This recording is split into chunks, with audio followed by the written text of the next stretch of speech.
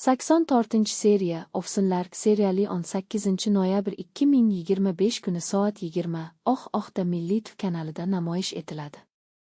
Ushbu qismda voqealar tobora qiziy boshlaydi. Bosh qahramonlar kutilmagan qiyinchiliklarga duch keladi va har bir qadam ularning taqdirini o'zgartirishi mumkin.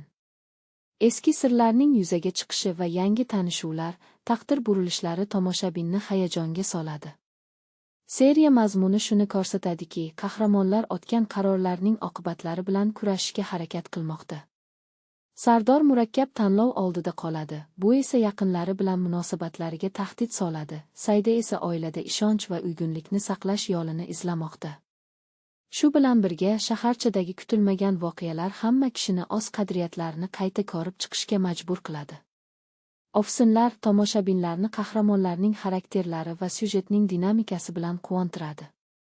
Har bir epizod hissiyotlar, muammolar va kutilmagan burilishlarga to'la bo'lib, serialni qiziqish bilan kuzatishga majbur qiladi. Ushbu qism yana bir bor shuni isbotlaydiki, serial yaratuvchilari dramani va insoniy hikoyalarni mukammal uyg'unlashtirishni biladi, tomoshabinni qahramonlar bilan birga voqealarni boshdan kechirishga chorlaydi.